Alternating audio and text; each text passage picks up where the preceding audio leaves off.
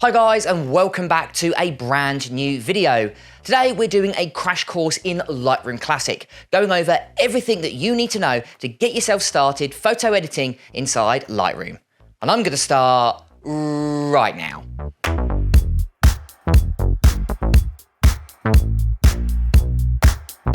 So this is going to be an introductional video into Lightroom Classic. So if you've never used Lightroom before, or possibly you've downloaded it and maybe used it a couple times, but you're not sure what the sliders do or what this button does, then this is the video for you. We're going to be going over the very basics. So going over how you can import and export photos, as well as how you can actually edit photos inside Lightroom, as well as how you can create collections, as well as presets. So this is going to be a little bit of a longer video, but what I recommend doing is skipping to the timestamps that you can see here to skip the part that'll help you out most. So let's jump onto the computer and start using Lightroom Classic. So to start off with this tutorial, all you need to do is go ahead and download Lightroom Classic and then go ahead and open it up on your computer. And this is what you should first see when you go ahead and open it up. Now it might seem quite complicated, but actually once you get to know it, it does get quite simple. And really, Lightroom Classic is split into three different sections. You've got the left-hand side, you've got the top here, and then you've got the right-hand side. Now the left-hand side here is really where all of your photos are saved. And it's a way that you can navigate from photo to photo or catalog to collection. So we go ahead and have a look at it first. Right at the top here, you've got your catalog. And a catalog basically is where all of your photos are inside your Lightroom. So every single photo you've ever imported would be, for example, in all photos. But because this is a brand new Lightroom Classic, we haven't imported any, but we'll do that in a second. So you can see your previously imported and you can actually select them through your catalog. Underneath that is your folder system. Now these are where your photos are saved onto your computer. Now how Lightroom Classic works versus, let's say, Photoshop, for example, is you're working non-destructively. So what Lightroom Classic does is it creates a duplicate of your source photo. So your raw photos are saved on a folder inside your computer or inside a hard drive, and then Lightroom Classic creates a duplicate and adds it to the catalog inside Lightroom, where Photoshop actually works on that source photo. So let's say you've made a change inside Photoshop and saved it, it will save it or actually create changes inside the source photo, where Lightroom Classic works non-destructively and works on a duplicate copy inside Lightroom Classic specifically. And the only way to get that photo kind of to save as is you to export it, which again we'll do after we've created some edits. And that is where you can access all of your photos through either your catalog or through the folder system inside your computer. Again, you can also access that through Lightroom. Underneath that is you've got your collections. Now, collections are a little bit different to folders and catalogs, is you can create collections inside Lightroom Classic. So let's say you've gone out and you've taken a photo, you've taken a collection of photos on a day, well, you can actually save that as a collection. So your catalog is all of your photos, a collection is a small collection of those photos inside your main catalog. So let's say you've gone out for 3 days and you've shot on day 1, day 2 and day 3. You can make a collection of photos taken on day 1, day 2 and day 3, where catalog is all of the photos from your entire shoot, all the way from day 1 all the way to day 3.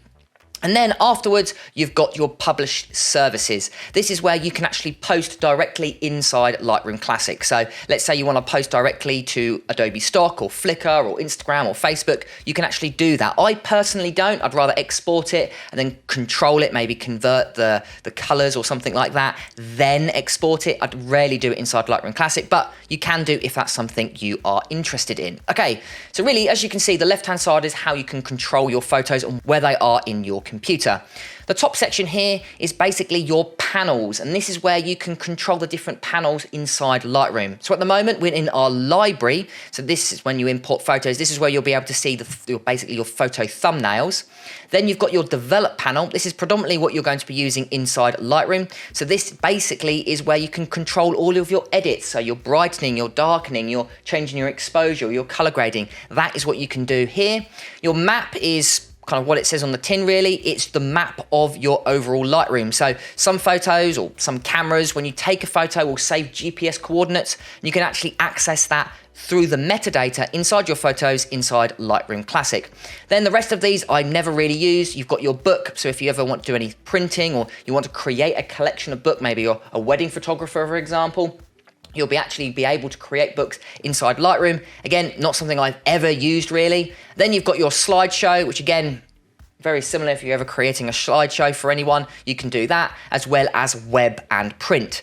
So really the two that you're mainly going to be using is your library, which is where you can see all of your photos as a thumbnail, and then you've got your develop panel, which is where you actually create edits and where you adjust things using masks and things like that. So they're the two that you're probably going to be using inside Lightroom. Okay, so let's go ahead and import a photo. So make sure you've got your library selected, go down to the left-hand side and you can see an import button. You'll open up with a new window, and this is where you can find all of your photos. So what I recommend doing is going up to where it says select a source, go ahead and click, and you can actually open up from desktop, pictures, movies, or other sources. I always click other sources because most of the time my photos are saved on a hard drive or they're saved somewhere else onto my computer. But today, I'm going to go ahead and access my desktop. I'm going to go to where it says new photos. I'm going to go ahead and import these 3 photos that I've got here, making sure you've got your folder selected, and then go ahead and click choose. And as you can see, they have now imported into my Lightroom Classic. So you want to make sure all of these are ticked. You can do that by either clicking tick all, or if you want to, you can untick them and select the ones that you want to import. But as I've only importing 3 in this episode, I'm going to go ahead and click all. As you can see, all of them are selected, and then I'm going to go down to the bottom right-hand corner and go ahead and click import. And as you can see, these photos have now been imported into my library. So we can actually go ahead, double click, and you can open it up inside your library. You can even zoom in and see what the overall photo looks like. And to actually exit out of that, you've got this little window down here which you can control the view of your photo. If you go ahead and select the far left-hand side, this is your thumbnail view. So you've got photo 1, photo 2, and photo 3. And if you go to your catalog here, you can see that all photos have now been imported, as well as they're appearing in previous imported. Now, if you want to create a collection, what you can do is go down to your collections here. What you want to do is go ahead and select the 3 photos that you want to add to that collection. Go click to the new item icon, so this one here. Go ahead and create collection, and then you can go ahead and name it. I'm just going to name this one test. I'm going to go ahead and click create. And as you can see, test photo has now been added. So for example, if you wanted to create multiple collections, that's something that you can also do. You can even create smart collections, which you can create a collection inside a collection, which is really handy. Let's say you want to, let's say you went away for a month, you can save all of the days inside that 1 month. So you can create a main collection, which is the month, let's say August, and then you can have day 1, day 2, day 3 underneath that. So you can create sub-collections inside collections, which is really handy, especially if you're someone like me that likes being nice and organized. Okay, so once you've got them imported, let's go ahead and edit the photos, because that's why we're inside Lightroom. So let's go ahead and select photo 1.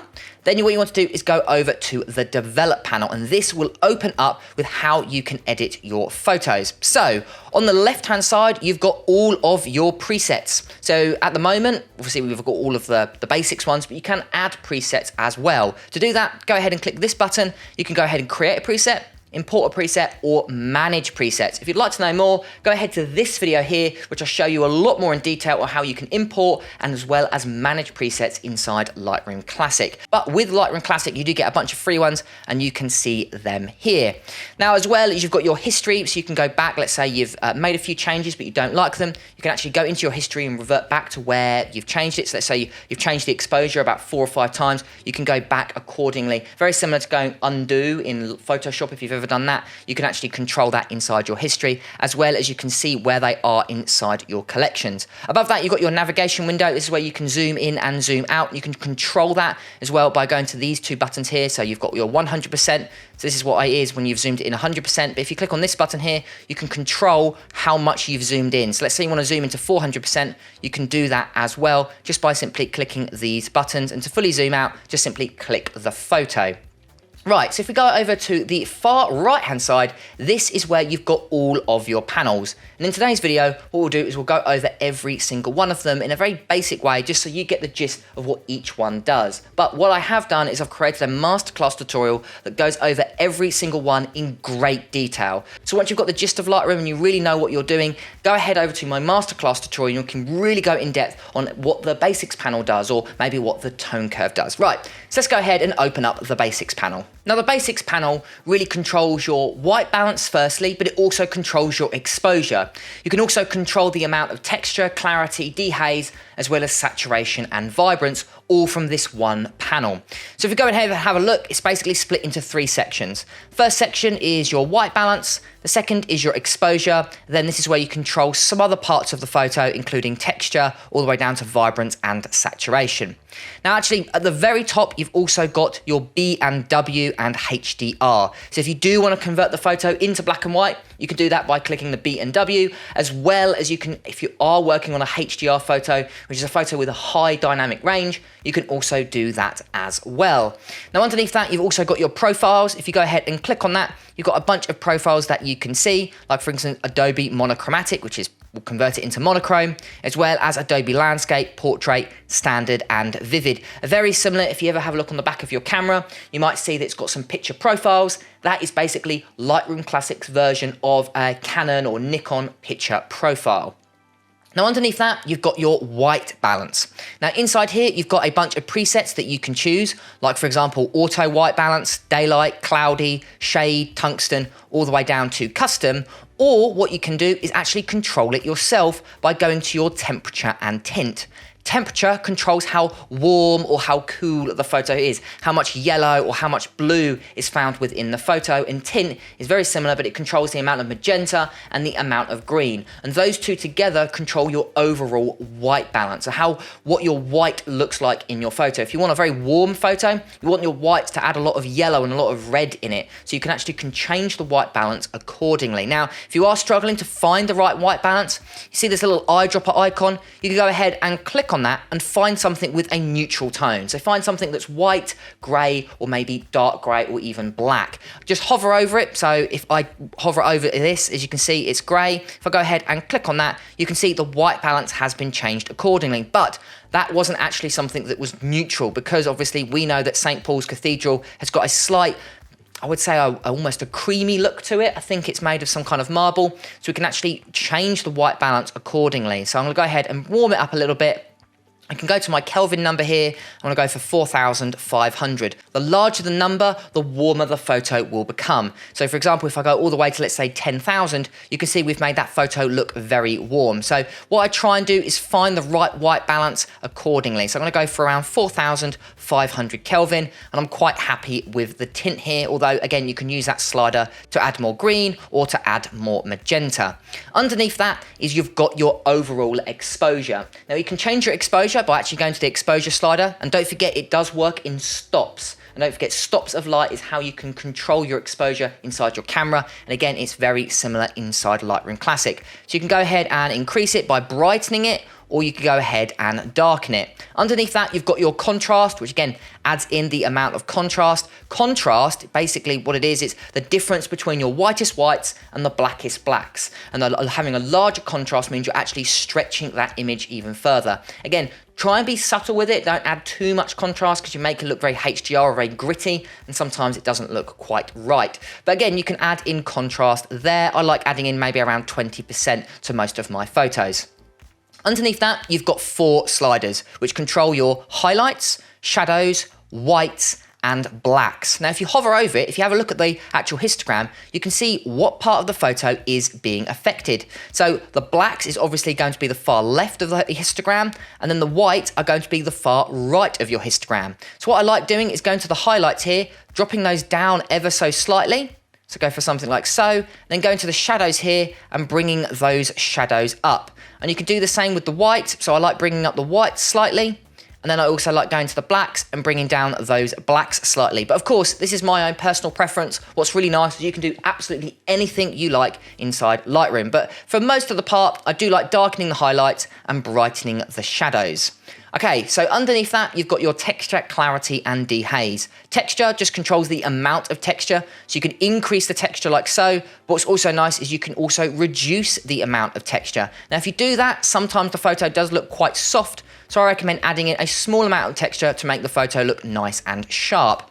Clarity is very similar to texture, but it's far stronger. Clarity is one of the most strongest sliders, So be very subtle with this, otherwise you can make your photo look very gritty. If we go ahead and zoom in, and if I go ahead and increase the texture, you can see the photo looks very sharp, but if we zoom out, it looks very gritty, it looks very harsh. So I don't like adding in too much clarity, and in some cases, I actually like adding in negative clarity. If you're working with portrait photos, you're working with skin tones, if you drop the clarity slightly, what it can do is soften those skin tones. So for landscape photos, I like increasing clarity, and for old portrait photos or maybe wedding photos, when anything with people in it, I like reducing clarity slightly. But again, be very subtle with that. Anything more, maybe -20, +20, seems to work in most photos. And lastly, you've got dehaze. Now, there is no haze in this photo, but haze is that very far away fog that you can sometimes see on your landscape photos. It's found within a certain section of your exposure in most photos. And what dehaze does is it does remove that haze. But again, be very subtle with it. And if you want to add in haze, maybe you want to add in fog for a creative look, again, just simply drop that down to create that effect. The last thing you've got is your vibrance and saturation. So your vibrance controls the mid-tone colors, where your saturation controls the overall color. If you'd like to learn more about the vibrance and saturation slider, just simply go ahead and watch this video here where I actually talk about the difference. There is a slight difference in between vibrance and saturation, but that's pretty much it with the basics panel. You'll probably spend around about 60% of your time inside here, especially when it comes to white balance, making sure you get your white balance right straight away. So what we'll do is we'll go ahead and minus out of the basics panel and we'll drop down to tone curve. Now, tone curve might look quite scary to start out with, but actually it's quite a simple tool. All it does is allow you to change your exposure with an overlay of your histogram. So you've got your parametric curves. Personally, I don't recommend using this one. I recommend using the other four. You've got your point curve when it comes to overall exposure. Then you've got your red channel, you've got your green channel, and you've got your blue channel. Now, very similar to changing the exposure, it basically allows you to change the exposure as well as add in natural contrast to your photo. You can do that overall globally, or you can do it to specific channels in your photo. Now, if you didn't know, photos are made up of 3 primary colors. You've got red, green and blue, and the mixture of those create all of the colors in the color spectrum. And because of that, you can actually change your red channel, green channel and blue channel accordingly. Now, we won't dive into it too much detail because it is a very, very in-depth tool. Again, if you'd like to learn more, go ahead to the link in the description. I've got my playlist all about how you can master all of the panels inside Lightroom Classic, especially when it comes to the tone curve. Really powerful tool, but basically it's split into 5 sections. On the far left, you've got your blacks, then you've got your shadows, you've got your midtones, you've got your highlights, and you've got your whites. And all you need to do to either increase or decrease the brightness in those specific regions, go to this line here, hence why it's called the tone curve.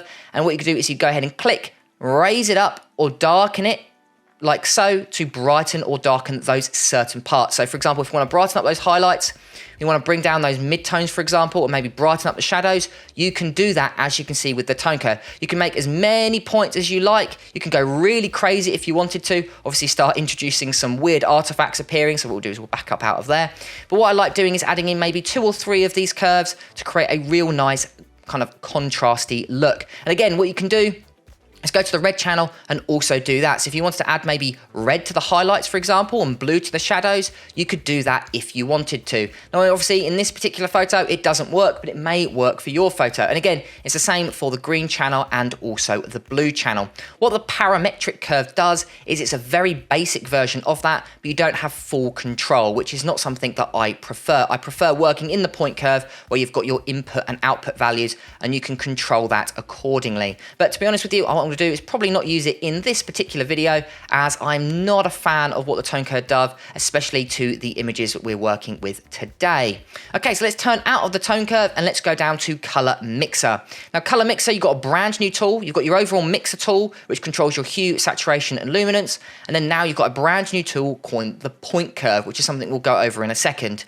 Now, hue, saturation and luminance basically controls the amount of color, the saturation of that color and the type of color. Hue is the type of color, so you can change the amount of green, blue, or even red found in your photo. Saturation is the amount of color found in your photo. And lastly, you've got luminance, which is the brightness of that photo. And what it is, it's split up into these color bands from red all the way down to magenta. So for example, let's say we've got these lovely photos, this kind of nice, rich, because I've shot this in autumn, it's got these lovely colors down here, these lovely, rich autumn colors. What we can do is go to the yellow slider here, and we can make them a little bit more orange. Maybe go to the orange slider here, bring a little bit more orange into that. So we're changing the type of color found within our image. Then if we go to saturation, it's the amount of color. So for example, if we want to reduce the amount of blue, we can go to the blue slider here and we can reduce that accordingly. And then if we want to increase the amount of color in the orange, we can also do that like so. And then lastly, we've got our luminance here, which again, all the same color bands, but this time we're controlling the brightness of that color. So let's say we want to darken the blues in the photo, we could do that. And then we can go ahead to the orange. We can actually brighten the oranges like so. So hue, saturation, and luminance is how the type of color, the amount of color, and then the brightness of that color. Now, point color is very similar, but instead of controlling a color band, you're controlling one specific color in your photo. So to create that, just simply go to your eyedropper tool, very similar to the white balance tool, go ahead and select the color. So we'll go ahead and select that color like so, and you can see how it pops up in the color wheel. Now what you can do is control the hue shift, the saturation shift, and as well as the luminance shift. So you control the type of color. So if you want to make that nice and red, the saturation of that color. So again, we can change that as well as the brightness of that color. And you can change that as well as you can change the range. You can also visualize the range of what color you are specifically focusing on. Now, this is a brand new tool to Lightroom. So it's not something you have to use straight away. Personally, I think the hue, saturation, and luminance tools are amazing and probably the ones that you probably want to use first. You can create awesome effects with this. Okay. So that's those two main tools. Let's drop out of that and let's go down to color grading. Now, color grading kind of does what it says on the tin. Originally, it was called split toning, where you could add a color to the shadows and add a color to the highlights. But now, it's now called color grading because it allows you to control the shadows, midtones, and highlights. Now, what it is, basically, you can add in a hue to the shadow colors, the midtone colors, as well as the highlight colors. And you can control that by selecting shadows, midtones, and highlights. So what you do, let's select the midtones, for example. We've got our nice color wheel here. Let's go ahead and select a nice warm color. You can actually if you press this little drop down here, you can actually see the hue, saturation, and luminance breakdown. So we're gonna go ahead and select a nice warm color like so. I'm gonna select a hue of 50 in this example. Then what I'm gonna do is add in that color by increasing the amount in our saturation slider here. And again, very similar. Luminance is basically brightness. And again, we can increase and decrease that accordingly. Now underneath that, you've also got blending and balance.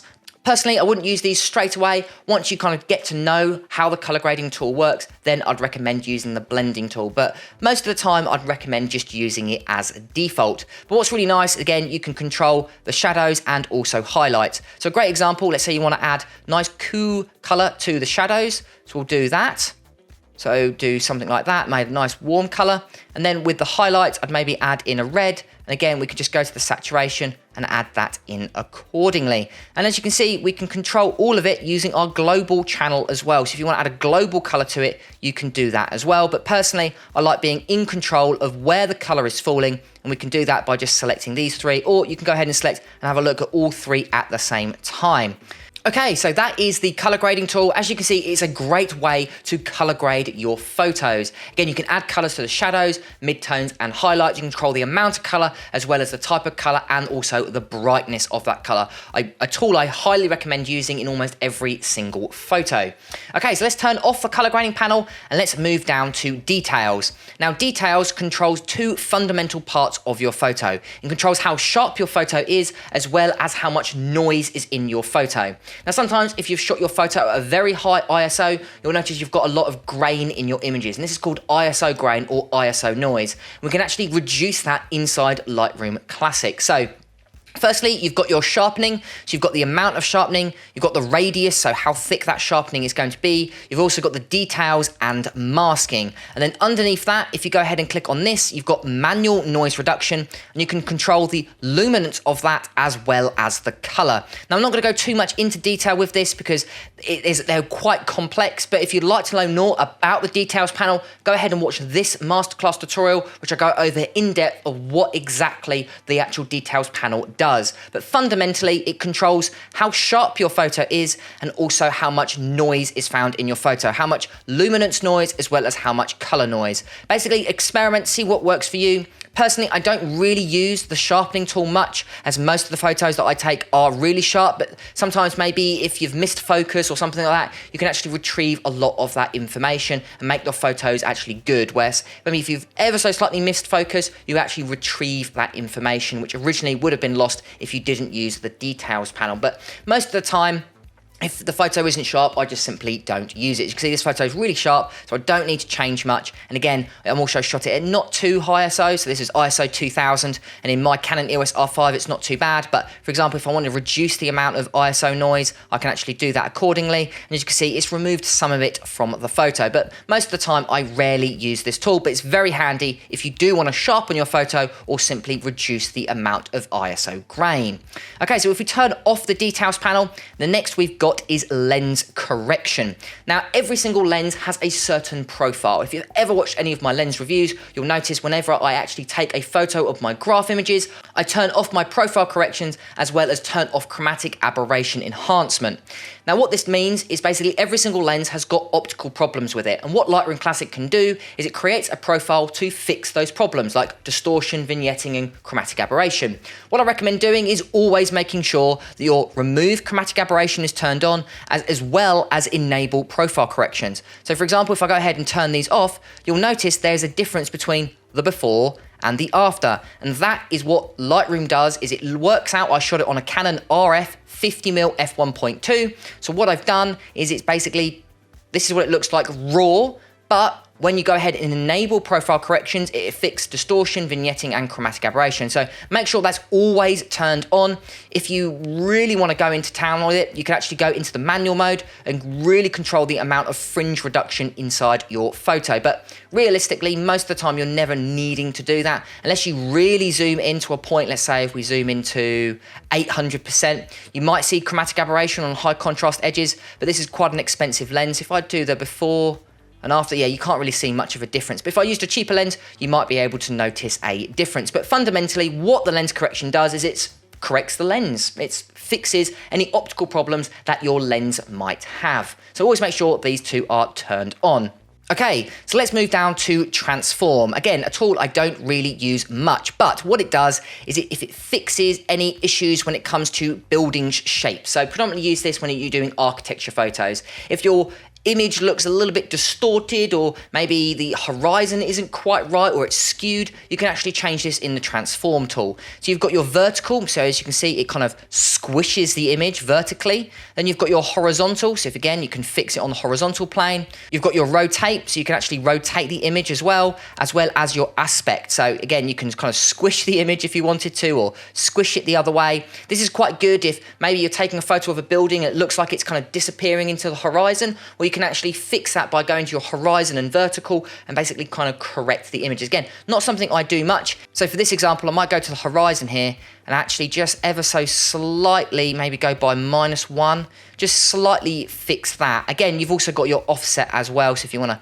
move the image around. Again, it's not something I predominantly do. What I'll do is go to constrain crop, so you've got no white borders around your image. Now, this is helpful, again, if you're shooting architecture photography, but most of the time, you're probably not going to be using the transform tool.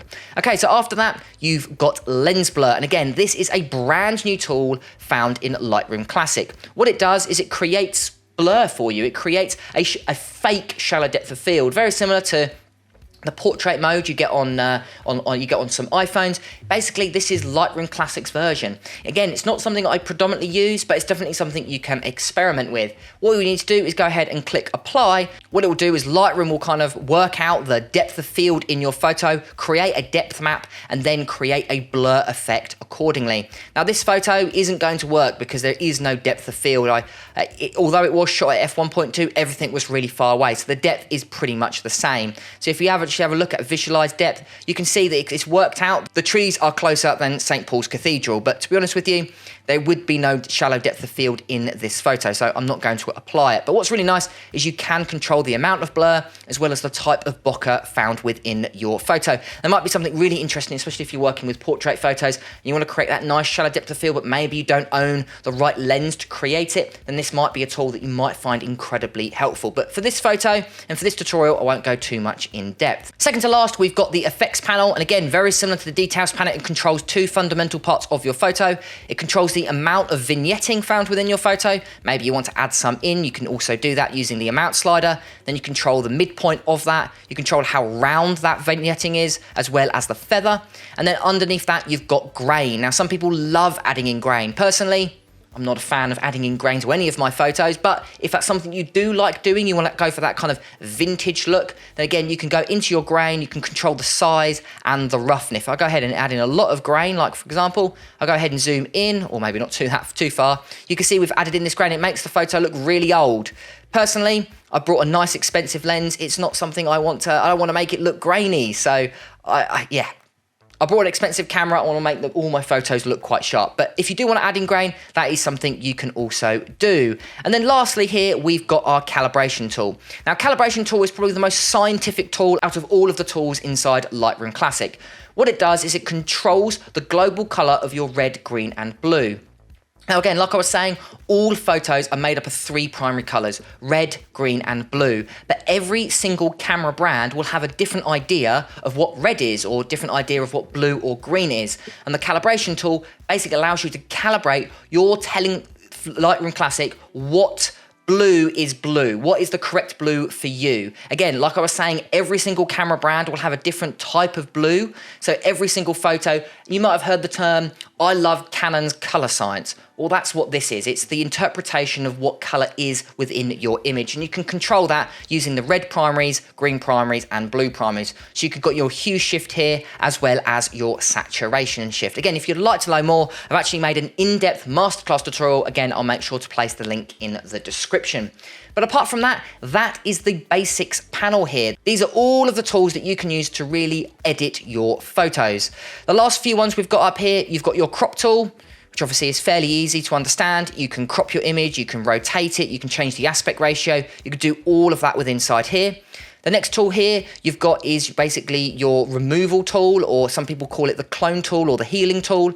You can go ahead and zoom in, remove spots and blemishes. You've got three tools. You've got your content aware tool, you've got your patch tool, and the last here you've got your clone tool. Just different ways of basically removing objects inside your photo.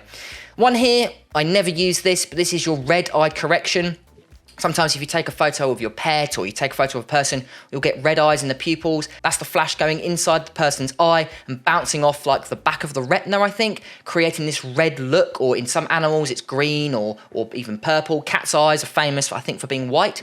So that's something you can easily remove using the red eye correction. And then lastly here, you've got your masking panel. Now, masking panel is incredibly powerful. What it basically does is you can mask a certain section of your photo and actually create certain effects within a certain part of your image. Again, if you'd like to learn more, I'll make sure to place a link in the description to my masterclass tutorial. To be honest with you, masking is one of the newer things found within Lightroom Classic, and it's by far my absolute favorite thing to do. It's so cool creating cool effects with inside using masking to brighten certain parts and darken certain others. But fundamentally, you're going to be using these main effects here, from your basics panel all the way down to the calibration tool. Right, so that's enough of editing our photos. Let's go ahead and learn how we can export our photos inside Lightroom. So what we're going to do is go ahead and exit out of the develop panel, and we're going to go back to our library where you can see all of your photos as thumbnails.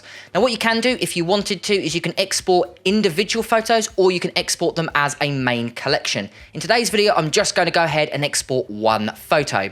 So all you need to do is go ahead and select the photo that you'd like to export, or hold down Shift and select multiple photos. Today I'm just selecting photo number one. What I'm going to do is right click on that photo, come up with a drop down, and go down to where you can see it says export. Then you want to go ahead and just simply click export. What it will do is it will pop up with this dialog box. Now in this dialog box, basically just go through it step by step. So firstly, where do you want it to be saved? So this is your export location. I'm going to export it to my desktop, and then I'm also going to place it into a subfolder. You can name your subfolder, so I'm just going to name mine test, and then all you'll need to do is click ask what to do. So I'm going to go ahead and select that as my exiting file. Underneath that, what do you want it to be named as? So you can either name it as what it's currently named. So mine is my photo 108, or you can rename it by clicking this button here. You can actually rename it, and I'm going to go ahead and just change mine to custom name. You can actually type in your custom name accordingly if that's something you want to do. Next section here is video. We're going to skip over that because we're not exporting a video. Next, you've got your file settings. So what would you like to export? What image format? I'm going to go ahead and select JPEG. I'm also going to increase the quality to 80%, but I'm not going to limit the file size. And then I'm going to go ahead and just simply click sRGB or the S2.1. This one here, I wouldn't recommend changing that one. And then obviously the bit depth is 8-bit, but we can't change that. And then lastly, you've got your image sizing. And this is the last one I would go into. I would change my resolution here to 72 and choose pixels per inch. Don't choose pixels per centimeter. And that's pretty much the last one we're going to change. If you do want to add in a watermark, that's something you can do, but personally, I don't like adding in watermarks to my photos. And once you're happy with all of the changes that you've made, go ahead and simply go ahead and click export. On the top left-hand corner, you'll see that it comes up with an export window. And as you can see, it will tell you once it's finished exporting. So I'm gonna go ahead and minus out outside Lightroom Classic. And if you go ahead, you can see we've made a test folder here. And inside our test folder, we have got our photo fully edited at our resolution that we have made. And that's pretty much it. That's all you'll realistically need to know to get started using Lightroom Classic. But of course, there is so much more to learn. So if you'd like to learn more, make sure to go ahead and subscribe to this channel because we go over Lightroom Classic tutorials almost every single week. Brilliant, and there we go guys. I hope that video was helpful and informative, learning all about the basics inside Lightroom Classic. Now of course, if you'd like to learn more, I highly recommend subscribing to this channel. I make hundreds of Lightroom Classic tutorials and I make them almost every single week. In fact, I've got a masterclass series, or actually I'll place the playlist in the link in the description, all about how you can really utilize your skills inside Lightroom, really master the basics panel, the tone curve, calibration, and even color grading. So I'll make sure to place that in the link in the description. If you do want to learn more, that is going to be a great playlist for you. I've been James for Photo Fever, and I'll catch you guys next time.